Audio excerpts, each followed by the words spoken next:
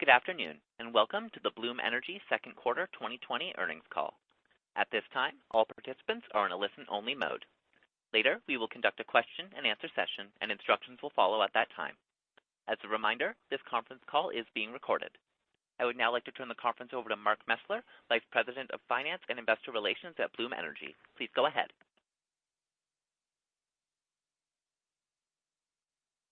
Thank you. Good afternoon, all. We appreciate you joining us on Bloom Energy's second quarter 2020 earnings conference call. To supplement this conference, we filed our Q2 2020 shareholder letter and earnings release with the SEC and have posted it, along with supplemental information that we will periodically reference throughout this call, to our investor relations website. The matters we will be discussing today include forward-looking statements regarding future events and the future financial performance of the company.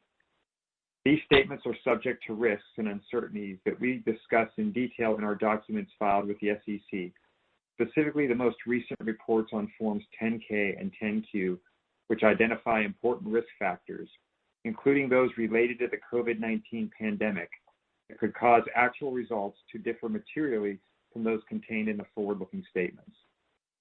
These include statements about the effects of COVID-19 on the company's business results, financial position, liquidity, demand for our energy server and new applications, timing of new applications, and the supporting market ecosystem and outlook. We assume no obligation to revise any forward-looking statements made on today's call. During this call, in our Q2 20 shareholder letter, we refer to GAAP and non-GAAP financial measures. These non-GAAP financial measures are not prepared in accordance with U.S. generally accepted accounting principles and are in addition to, and not a substitute for or superior to, measures of financial performance prepared in accordance with GAAP. A reconciliation between the GAAP and non-GAAP financial measures is included in our Q2 2020 shareholder letter. Joining me on the call today are K.R. Sridhar, Principal Co-founder and Chief Executive Officer, and Greg Cameron, Bloom's Chief Financial Officer. K.R. and Greg will review the operating and financial highlights of the quarter, and then we will take questions. I would also like to note that we are all dialed into this call remotely, so we apologize in advance for any audio issues that may occur. I will now turn the call over to K.R. Good day, and thank you for joining us.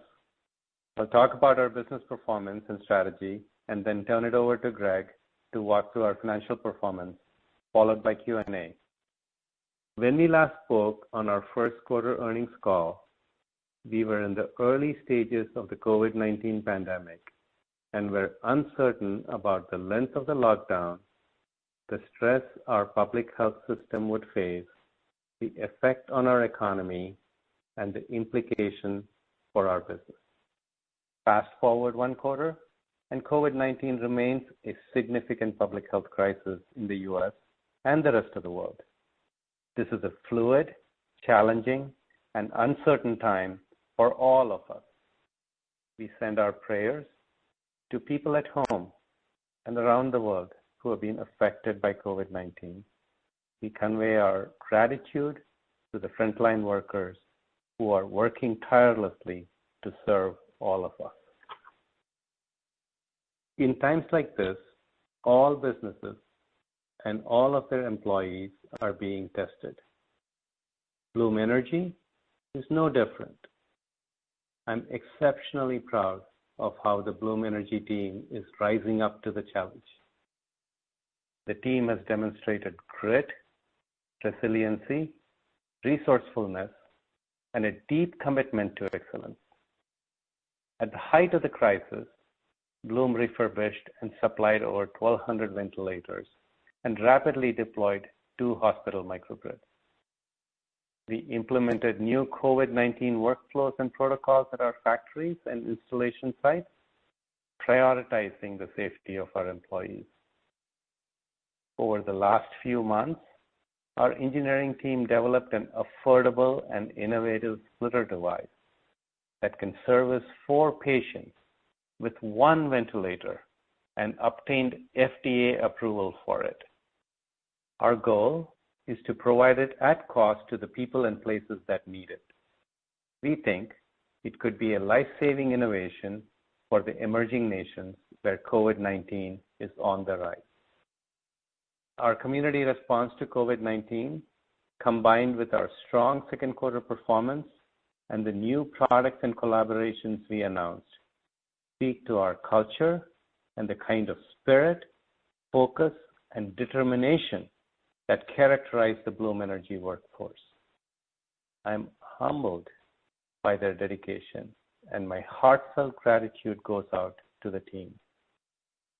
Now I want to offer some commentary on the highlights and achievements in the second quarter.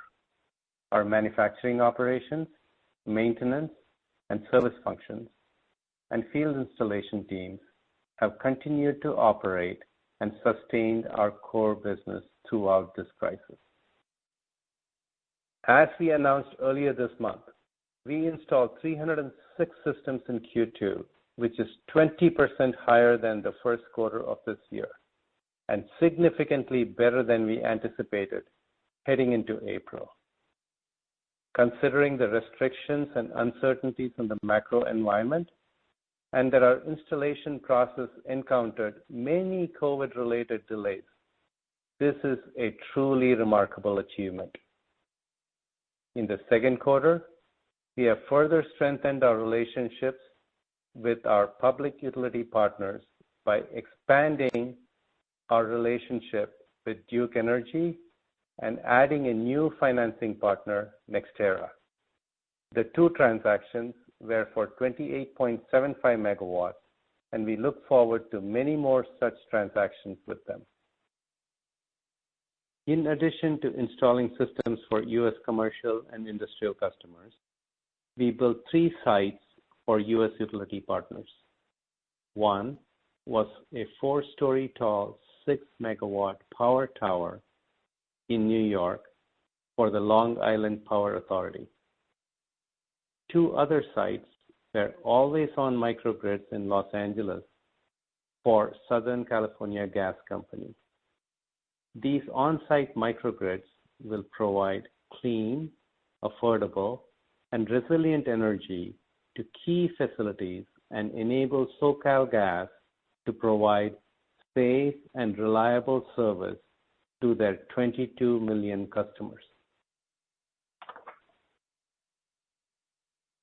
Bloom Energy, at its core, is a technology company transforming the energy sector.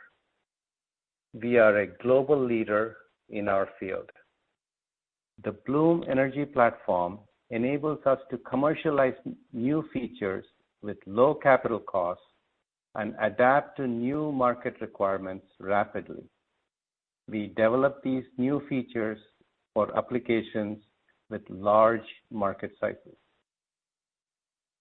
In commercializing these new applications, we have forged win-win partnerships with industry-leading partners who co-invest in our commercialization and assist us in opening up new markets.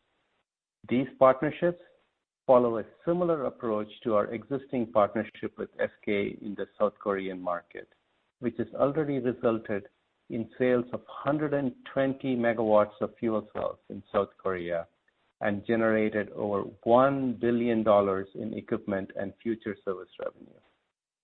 Partners can add great value by bringing strong regional expertise in the areas of sales and marketing, installation, financing, and service.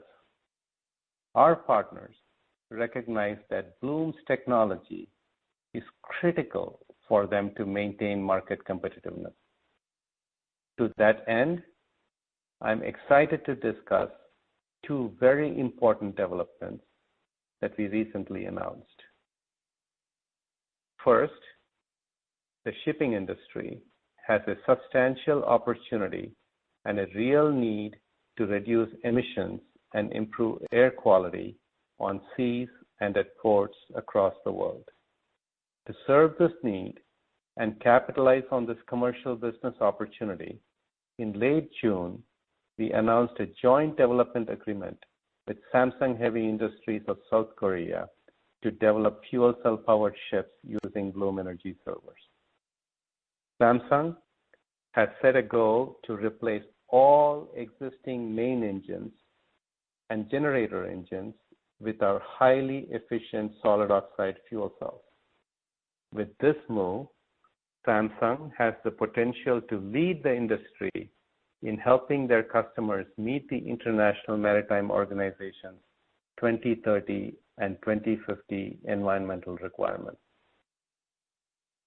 Because the fuel cells create electricity through an electrochemical reaction without combusting fuel, these ships would be able to improve air quality by reducing particulate emissions, NOx, and SOx by more than 99%.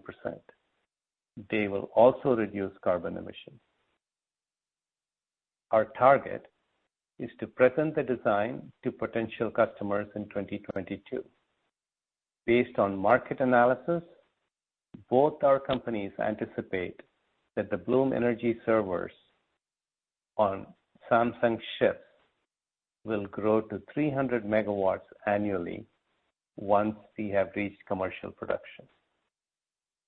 Next, I'd like to talk about hydrogen. As some of you may recall, in June 2019, we announced that our fuel cells could operate with hydrogen as a fuel. Just 2 weeks ago, we announced that we are entering the commercial hydrogen market by introducing two products. One, hydrogen-powered fuel cells that can produce zero-carbon electricity. And two, electrolyzers that produce renewable hydrogen. We will introduce both products in South Korea first. We chose our market entry to deepen our highly successful partnership with SK E&C and to meet the South Korean government's mandate for building a hydrogen economy. The law requires the construction of 15,000 megawatts of hydrogen fuel cells and 1,200 hydrogen fueling stations for 6.2 million cars by 2040. By the end of 2020, we expect to ship a 100 kilowatt pilot hydrogen server to South Korea to power an SK E&C facility in early 2021. The second phase, a 1 megawatt hydrogen server installation, is targeted for a 2022 deployment. SK estimates our market opportunity for fuel cells in South Korea will be 400 megawatts per year in the future. The second aspect of our entry to the hydrogen market is our electrolyzers. It is a back to the future moment for Bloom to run the platform in Mars mode. The company's origins can be traced to the NASA Mars electrolyzer project. Bloom is capitalizing on its leadership in commercial solid oxide technology and reversing the process it uses for fuel cell power generation. Operated in reverse, the product is called an electrolyzer, and it takes terrestrial renewable power and produces hydrogen from water. The renewable hydrogen, when produced in this manner, can fuel cars, power resilient always-on microgrid, or be injected into natural gas pipelines to reduce carbon emissions. Since 2002, Bloom has been awarded 19 patents for its solid oxide electrolyzer technology. The rapidly reducing cost of bulk solar and wind intermittent power should help the hydrogen generated with Bloom electrolyzers reach the U.S. Department of Energy's goal of gasoline price parity faster than other technologies. I would like to now talk about transitions in the Bloom leadership team. We welcome Carl Gardino in the newly created role of Executive Vice President, Government Affairs and Policy, effective August 3rd. Carl comes to us from the Silicon Valley Leadership Group, a prominent public policy trade association that represents more than 350 of Silicon Valley's most respected companies. In his role as president and CEO, he has championed public policy at the local, state, and federal level for more than 3 decades. Known throughout the Bay Area as a highly successful consensus builder, Carl will focus on engaging policymakers and key stakeholders to help us build an energy-resilient post-COVID world. Our Chief Marketing Officer, Matt Ross, will retire from Bloom for medical reasons and focus on his health. All of us at Bloom will miss Matt's daily presence and send our prayers for his well-being. Matt, we are extremely grateful for your amazing contributions to the company and for your help in building our amazing Bloom culture. Thank you. Sherilyn Moore will be joining Bloom Energy as Executive Vice President and Chief Marketing Officer on August 3rd. She previously served as Senior Vice President of Network Solutions at Itron, where she had P&L responsibility for Itron's largest business segment. In addition, Sherilyn has responsibility for Itron's smart city strategy and business. Sherilyn brings more than 2 decades of experience in the energy and technology sectors and a very strong background in all aspects of marketing. We are delighted to welcome her to the leadership team. With that, I will turn it over to Greg.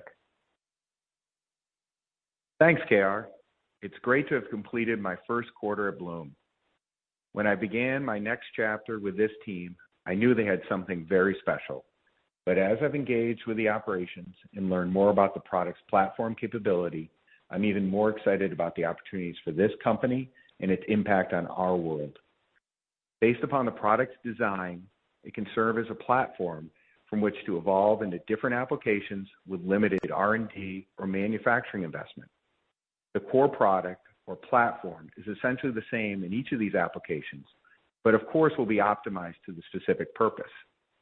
This has significant implications for our operating and financial model as we address each of these new markets and applications. This is a key element to my confidence that Bloom will continue to grow through new applications and new or expanded markets. My role is to provide the operating cadence, transparency, and funding to ensure we execute the playbook. With that said, let me turn to the financials. For your reference, we provided a summary of key financials along with a summary P&L and balance sheet.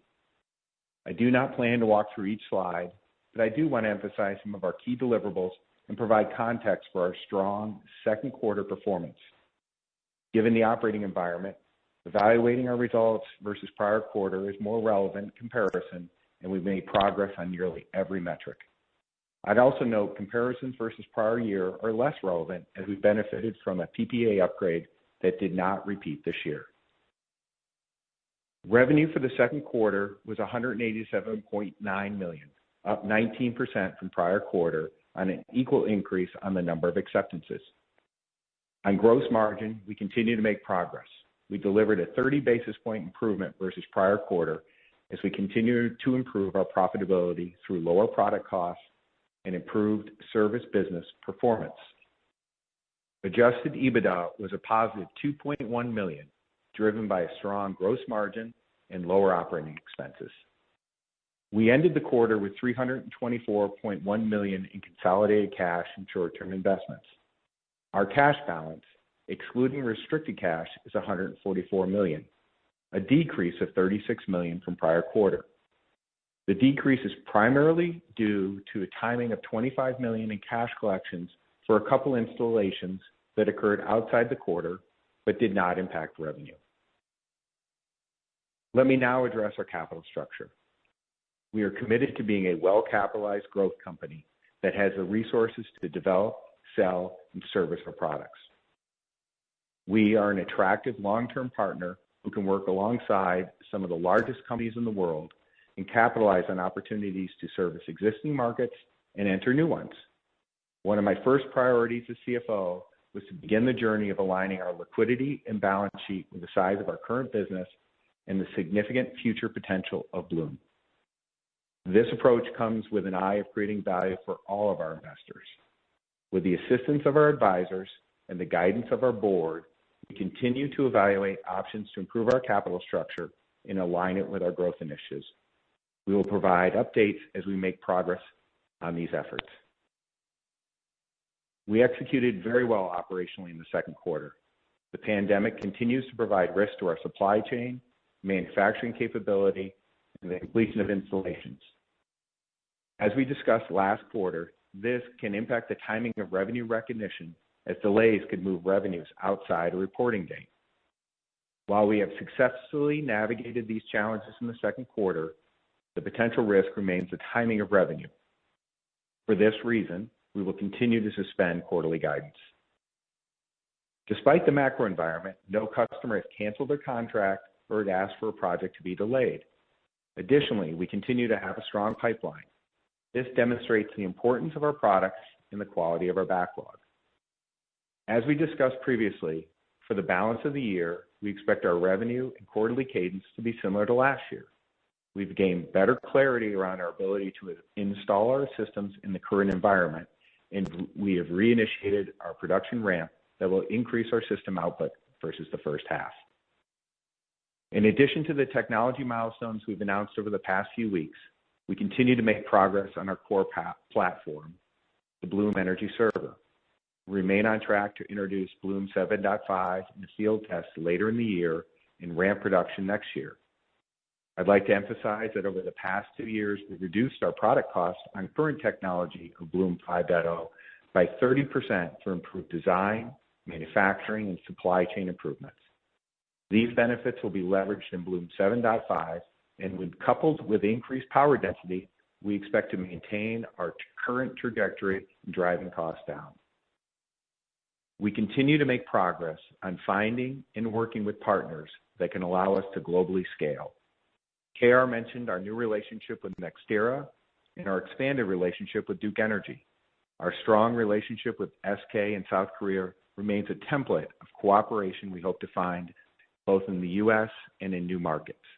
Strong operators with sufficient capital and resources dedicated to deploying our technology will provide Bloom the opportunity to invest and develop markets while managing operational complexity. I want to summarize that Bloom had a very strong operating quarter. We are finding partners that will help us scale and are bringing exciting technologies to market. We're working to align our capital structure with our long-term growth initiatives. We feel Bloom is uniquely positioned commercially and has the resources to capitalize on our growth tailwinds. With that, operator, let's open it up for questions. At this time, if you would like to ask a question, please press star, then the number 1 on your telephone keypad. If you would like to withdraw your question, please press the pound key. Your first question comes from Michael Weinstein with Credit Suisse. Please go ahead.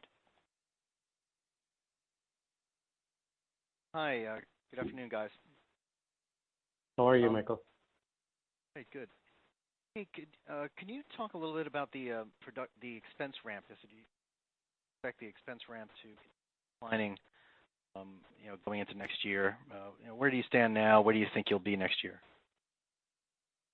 Yeah, Michael, let me take that. I think on the product cost, we talked about it in the script of it being 30% down over the last 2 years as we've really worked on our current technology. In fact, that is accelerating. I'd say over the period 18 to 19, we were down 13% quarter over quarter and 19% last year to this year, and we continue to see that as we go through, look sequentially into this year as well.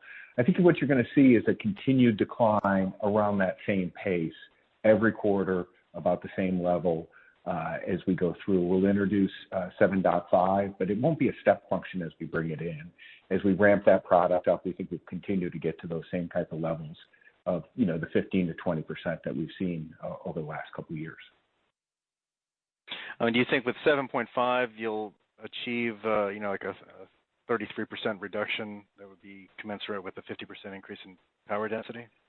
Yeah, it will. It'll come in over time, right? And that's where it's important as you introduce the new technology and bring that in, you have all the learnings that you get from your supply chain. You have your learnings that you get from your manufacturing process. So we plan to introduce that ramp in a way in which we will get the levels of saving that you've seen over the last couple of years. So I wouldn't expect a step function at all, and that's what I mean by trajectory. As we go forward, you'll see that similar movement over the next few years. And as we look out forward, we see that curve continuing to bend as we continue to take costs out of 7.5 as well. Along those same lines of thinking, as you've announced a lot of opportunities in Korea over the last couple of weeks. And I'm wondering if, do you think those opportunities might cause you to focus more on Gen 5 improvements and rather than Gen 7.5 developments as you go forward? Michael, this is KR. For us, it is an and not an or. We will do both. As you have seen, the beauty of our platform is it gives us the ability to introduce a new platform, a new generation of that platform when we went from 2.5 to 5, where the 2.5 costs were coming down. The 5 got introduced with a great opportunity to bring down cost.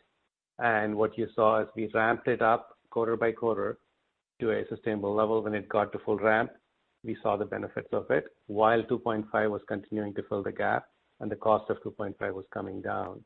Now, it is that same approach that we are going to bring to the layers that we put on top of the platform. The marine is a layer, and the hydrogen electrolyzer is a layer, the hydrogen fuel cell is a layer. When we do these things, we are confident that working with our partners, we have an opportunity to actually do these things in a capital efficient, resource efficient way, working with them and be able to do all these things without having to deprioritize something. Gotcha. There's a lot of opportunities to try and pursue. So anyway, thank you very much. I'll get in the back of the queue. Thank you. Yes, it's all about focus, and it's all about looking at each program and staffing it right. And that's why Greg talked about making sure that we have the right partners who can open up real markets for us that we believe in, and we can go and execute to them. Your next question comes from Stephen Byrd with Morgan Stanley. Please go ahead. Hi, good afternoon. Hi, Stephen. Just wanted to wish Matt Ross well. I hope he is well, and hope his health continues to be okay. Certainly thinking about him. Wanted to just cover a couple things around the pipeline of new sales. I guess in terms of on the positive side, with respect to existing customers, are you seeing any sort of increases in share with existing customers? And then just on the risk side, are you seeing any cancellations in the pipeline as you go through this process of sales? So on the, we don't comment on intra-year bookings, and we are going to keep it that way. But here's what we can share with you, is that on our backlog that we have told you and what we have showed you, there are no cancellations. There is no customer telling us that they don't want to receive our systems. In fact, if anything, in a few cases, we have seen a request of, can we do something earlier rather than later? Greg, you want to add anything else to that?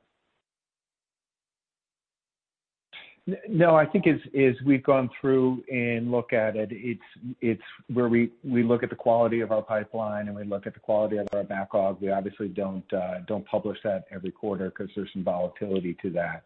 But I do want to emphasize, specifically about customers' delays, projects canceled, all those things. I would say none of that we've experienced at all. If anything, we've had a general pull from customers to continue to get our systems to their sites because it gives them the resiliency that they need as well as the cost savings. Understood. In terms of just, I guess, shifting over to the Korean market, obviously there's a very large market for hydrogen fuel cells.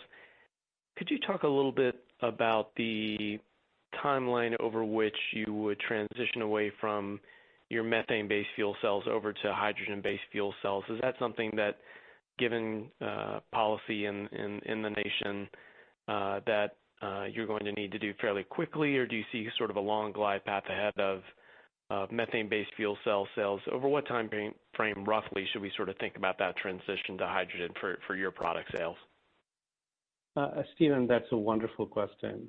And the beauty of the Bloom platform is when we designed it, and I think you know this going back to our early founding documents, we wanted to make our platform and our technology fuel agnostic. Whether it is natural gas or hydrogen, our systems are going to be able to operate, and not just operate best in class with either of those fuels.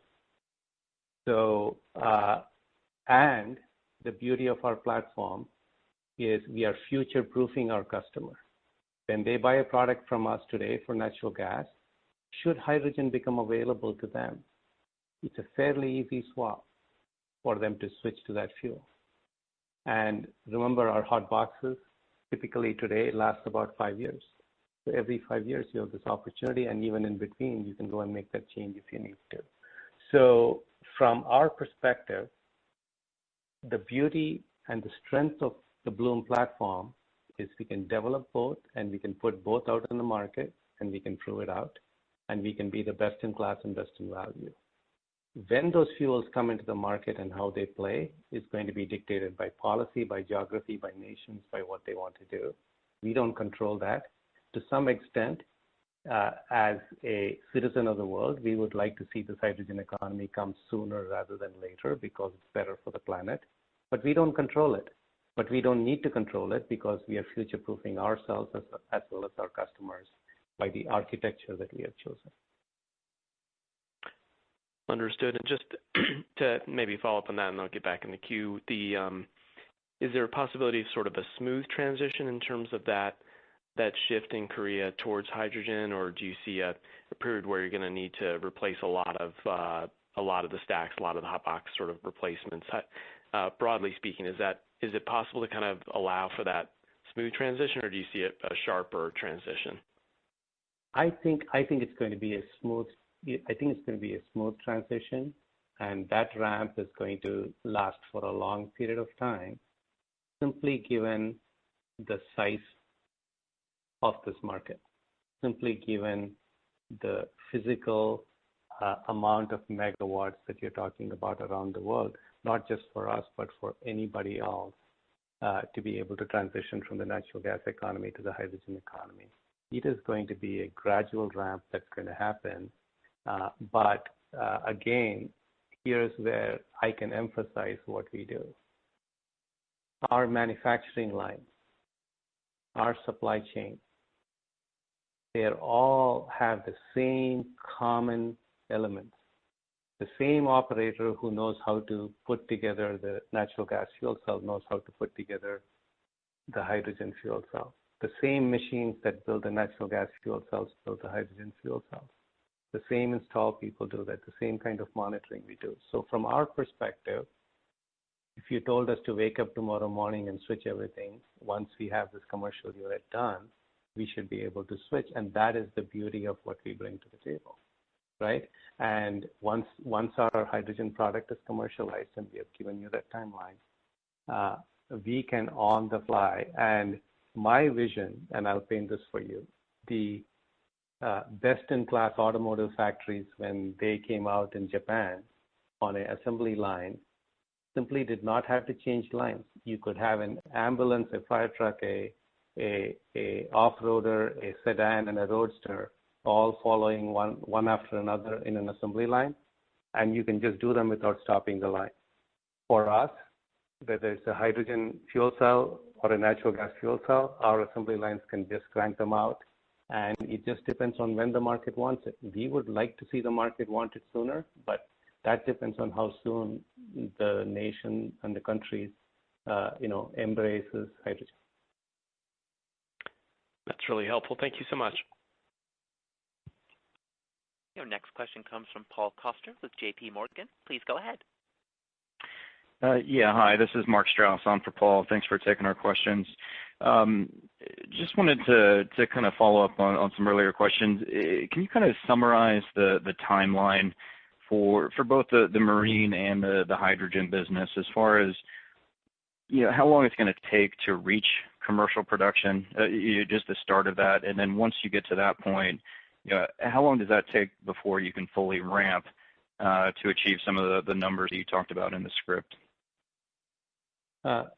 Great question again. Thank you. And so I'll address one by one. There are three elements to this. Pardon me, I have to answer each one separately, which is, first one is marine. The second one is hydrogen as an electrolyzer. And the third one is hydrogen as a fuel cell. So I'll address all three. With respect to the marine, what we have announced is we have formed we have a joint development agreement now with Samsung Heavy Industries. We have formed the teams, and the two companies have resourced it such that in the next 2 years, we will do all the validation testing and all the packaging necessary, because our fuel cells for the first time will go from a stationary application where it's on the ground to a mobile application on a ship. So there are changes that have to be made for that on the external. Nothing on the internal platform. Same exact internal platform adjusted for packaging to be able to deal with a mobile platform. Number two is similar to cars getting a rating from the Federal Transportation Authority, and every part that you have getting a UL rating. Ships have their own certifying agency. It has to go through certification. So this is the activity that will go on for 2 years. And in 2022, we hope, the two companies hope, to go have this all completed and present a sales proposal to the off-takers of ships, to the buyers of ships.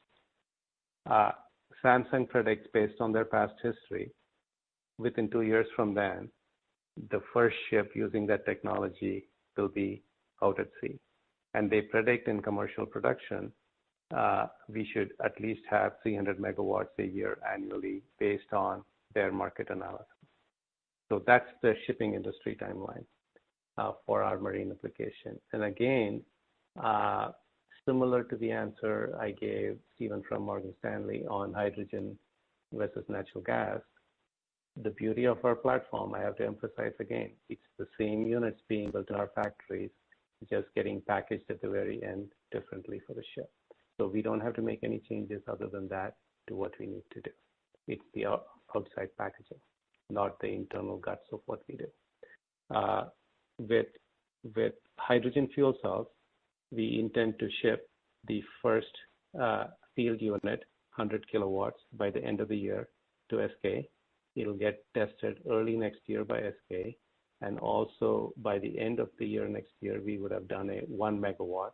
The two companies are fully funding that, and it's fully funded.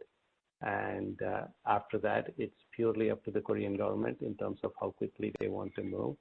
They have indicated a desire to move very fast on creating significant opportunities for the hydrogen fuel cells. With respect to the hydrogen electrolyzer, this is now the first part. The hydrogen fuel cells take hydrogen as a fuel and produce electricity with zero carbon, in addition to all the benefits that we bring, which is, number one, it's clean, no NOx, no SOx, no particulates. Number two, it's on-site, it's resilient. Forest fires, hurricanes is not going to bother it, unlike the grid. So you get all those benefits, plus you get the zero carbon. That's the hydrogen fuel cell. Now, somebody needs to produce that hydrogen. And if you produce that hydrogen like you are today from natural gas, that has a carbon footprint. However, if you use renewable electricity, from solar and wind and break water to hydrogen and oxygen using an electrolyzer and use that hydrogen. That is renewable hydrogen with a zero carbon footprint. That's our hydrogen electrolyzer product, and we expect that we'll have our first commercial units of the hydrogen electrolyzer out next year. Sorry, it's a long answer, but it was 3 parts. Yeah, no, that was extremely helpful. Thank you, KR. And just a quick follow-up. So it doesn't sound like there's a lot of investment needed on the hydrogen side, but maybe more so on the marine side. How do we think about the investments near term to get those to production? And then longer term, any reason why those 2 or 3 businesses would have a different margin profile than your core business? Look, when we evaluate markets and businesses, the way we think about it is number one, is there a partner who really understands that market and really knows where that market is going and sees a real competitive advantage to putting this into that product and getting the competitive advantage?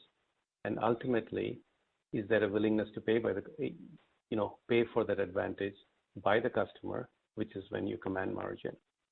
In our opinion, we think in these things that we have announced, based on all the diligence we have done with these amazing global partners, in one case Samsung and in the other case SK, that is there.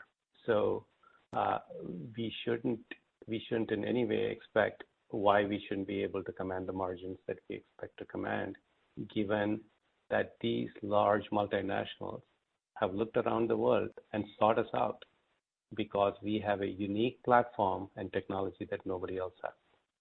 Okay, that's number one. Number 2 question that you asked was on our spending.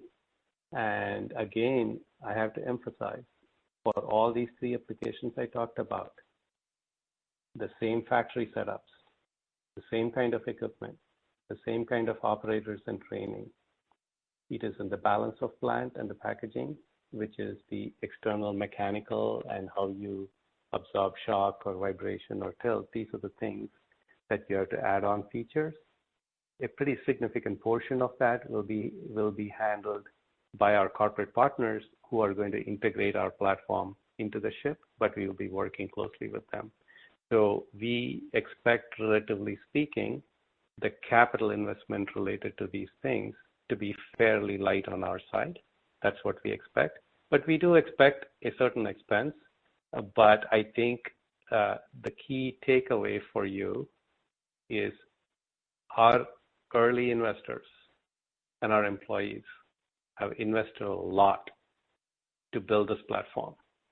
And going forward, we can reap the benefits of all that investment with marginally small amounts of investment, given the opportunity that we have. That is that's the takeaway if you're looking for one. Okay, very helpful. Thank you very much. Your next question comes from Ben Kallo with Baird. Please go ahead. Hey, thank you, guys. So, thank you, KR. And I think following on to that question, just as I look at the addressable markets of the 3 different markets, could you talk about how you allocate capital? And is it we're going to grow despite what the margins are in these 3 buckets because we need to grow in those markets and improve our technology? Or is there a threshold on some type of returns? That's my first question. And then my second question is, I've been reading different articles. Most recently, that Capital Dynamics did a deal with Switch, where there's lithium-ion batteries from Tesla. And I'm just wondering where you stand on your levelized cost of electricity, and if that's how you frame it when you sell to a data server company or what have you, or if you're selling against lithium-ion. Thanks. Hey, Ben, it's Greg. Let me take the first half of the question, then I'll turn it over to KR on the batteries. So on the investment of capital, right, building on KR's answer from last time, the great thing that I've really seen as I've gotten in here and understand how the product is designed and built and executed, a lot of that investment's already been made in our supply chain, in our production capability, in our distribution, et cetera. So one of the things I like to do is I talk to people is just talk about how big this company is and how we've built out all those with a great growth trajectory on it. As we think about making capital investments in where do we get the return on our capital and trade-offs between that, as we look at our product roadmap on the things that we've introduced so far and are attempting to commercialize, or things that are still waiting to come through that pipeline and be commercialized, we think that the majority of the application, the majority of the product base that was in there is going to be very similar. There may be differences to each of those systems in order for it to do its specific purpose, but the vast majority of that product and how it looks will look very much the same. So it is not in a situation where where you've got adjacencies to a product and you're building out a whole new technology that you've got to go through the bugs and bringing it, designing it, engineering it, building out a supply chain, working with that, and then taking it to market. So it works all through the same process from an application standpoint. As we think about the returns of those in each of those markets, it's one of the reasons that things wait sometimes to be introduced. KR talked about the hydrogen and just whether it's the electrolyzer or the fuel cell. You really sometimes need to wait for not necessarily for your individual technology to be developed. Sometimes it's waiting for the market to be developed so you can then sell into that market with your partners in order to achieve the scale and returns that you need. I think from a global business model, when we think about it, since there's so much similarity around the product, and since there is limited capital investment to move across those products, and the thing I would point to is we expect within our current planning to stay kind of at the same run rates around R&D and CapEx and things as we bring the different products to market. We expect a similar type of financial profile, both in where we think our prices will be relative to each of those applications, where we think our margins will be, what type of service revenues and margins we'll get on over the life of those individual products as we expand with our customer relationships. So they're not dramatically different. They're not dramatically different business models because it's relatively the same product being used in different applications. Hope that's helpful, and then I'll turn it over to KR on your second question. Thank you very much. That's great. Hey, Ben. So this is a question we get all the time, right? Batteries versus fuel cells. You can go and do a lot of research from everybody, analysts, people who study this academically, the DOE labs, as well as industry publications. Even when you look at it, if you want power for a few hours at a time, and it is relatively small amount of power as a backup, batteries are a solution. If you wanted more than 7-8 hours, you get into a wash. If you want it for more than a day, it is hands down, fuel cells will be better. So if you are sticking with the 20th century model of putting band-aids to an electric grid because the grid only fails every once in a while, you're not falling down every day and hurting yourself. So just having a few band-aids is fine. Batteries are okay. However, if you are dealing with what is going on today in the world where the grid fails so often and many times for long periods of time, and it's not as reliable, it's not as resilient, batteries cannot do it because it's like a bank and you can keep taking money out, but there's only so much money that's in the bank. After that, if there's no economic activity and no economic growth, you don't have money. And so that's the kind of way to think about fuel cells. So depending on the application, it is an and. Data centers will have batteries. and they will have it for peak shaving. They will have it for short duration, uninterrupted power.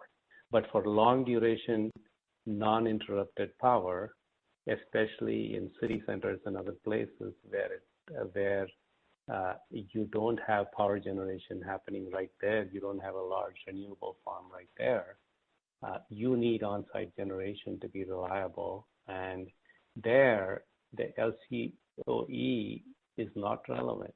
What is relevant is behind the meter electricity cost, and that's what Bloom plays in, and we have a tremendous value proposition there. Great. Thank you very much. I'll leave it there. Sure. Our next question comes from Colin Rusch with Oppenheimer. Please go ahead. Thanks so much. Guys, I may have missed it, but can you give us a like-for-like ASP trend in Asia and the U.S. on a year-over-year and a quarter-over-quarter basis? I don't think we break it down between geographies, but we can give you the trend for competitive reasons. Yeah, we don't Greg? we don't break it down. Yeah, hey, it's Greg. So we don't break it down by geography for just that reason that KR talked about. In the shareholder letter, though, we do have some trending around where our total prices are from an ASP standpoint, and you can see that trend. I would say in any particular quarter, because that includes the installation cost, there may be slight volatilities around that based on the application. So for this quarter, KR talked about a 6 megawatt LIPA structure that went in place, and that's obviously going to be at a higher cost, so it's going to be in the ASP. But if you're looking for a trend, I would point you to the shareholder letter that's there.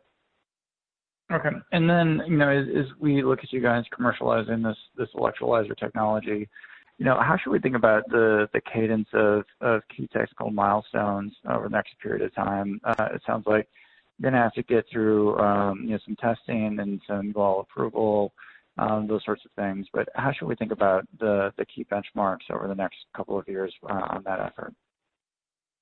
That's a very good question, Colin. And look, the company, like I said, has its roots in hydrogen, hydrogen generation using this technology, and fuel generation using this technology, oxygen generation using this technology for Mars. From 2002 onwards, we have 19 issued patents in this area. So there's active research, and we have intellectual property in this area already for a long time. Now, what we are doing as we speak is doing some extensive testing, accelerating that work. And the first benchmark you should see is to hear about the introduction of our commercial product next year. And what we expect to show is a best-in-class performance when it comes to electrolyzers. That's the benchmark to look for. Once we do that, it purely, again, given that we can use our same lines and everything else to operate, it is purely going to be a market pull in terms of how many products we build and who we ship it to, because it's the same lines that can produce the fuel cells, the electrolyzers, so we can mix and match as we need. Okay. Thanks so much, guys. Sure. As a reminder, if you would like to ask a question at this time, please press star, then the number 1 on your telephone keypad.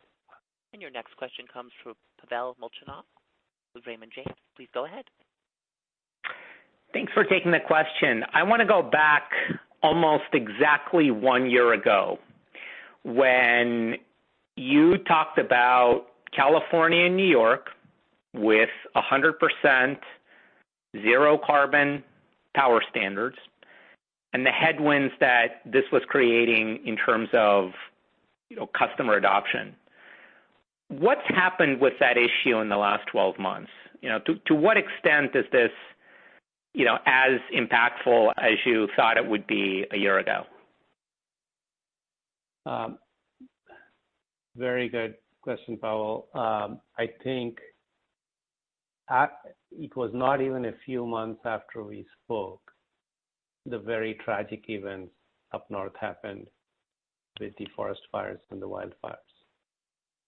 And it was unfortunate that, similar to Hurricane Sandy, similar to the hurricane that happened in Puerto Rico, similar to the same thing here in California.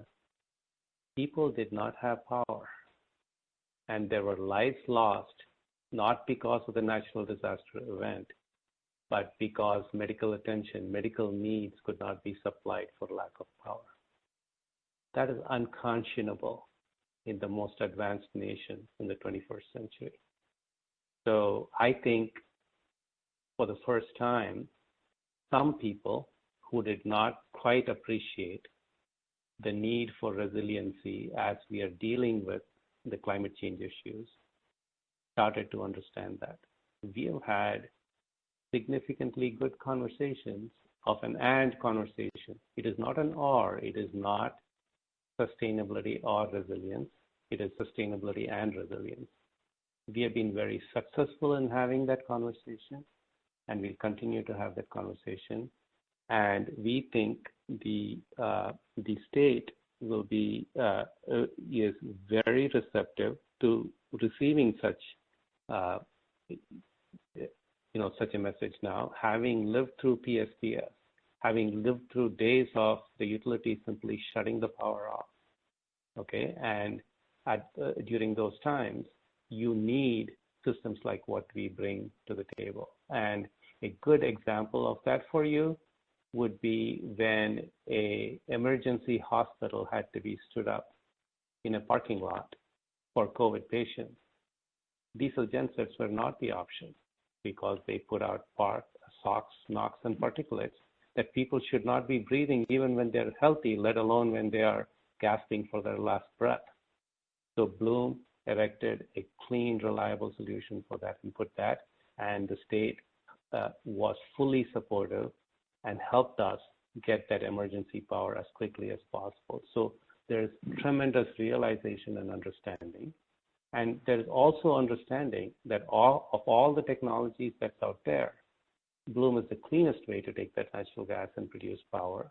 And also, Bloom is developing solutions with biogas and hydrogen and everything else that can cut the carbon out. So I think we are sitting in a significantly different place in terms of policy and understanding and need than where we were before. I appreciate you asking that question. What a different place we find ourselves. My follow-up is on policy on the other side of the Atlantic. You've never historically sold into the European market, but now we're going to have the European climate law and net zero by 2050. Does that change your perspective on the opportunity in Europe? Yes, we do. Great follow-up question. We didn't plan this, but it was the same week that we announced our hydrogen with South Korea that you saw the EU put out its hydrogen roadmap and all the articles that came towards that very aggressive move. So we are looking at that market with cautious excitement, and we hope that we will find the right partners to work with and enter that market at the appropriate time, given the emphasis. Appreciate it. That is all the time we have for questions. I'll turn the call back over to K.R. Sridhar for his closing remarks. Thank you so much. I really appreciate you all taking the time this afternoon. As you know, we are continuing to innovate and execute on our business plan. We are de-risking our business, focusing investments in new applications for our Bloom Energy server technology. And we are getting the support of very strong partners with real commercial business prospects. We are rising to the challenge and advancing our mission of providing clean, affordable, reliable, and safe energy to everyone. Please stay safe and healthy, and we look forward with hope and optimism to a day where the COVID-19 pandemic is behind us. We appreciate your support and interest in our company. Thank you. This concludes today's conference call. Thank you for joining. You may now disconnect.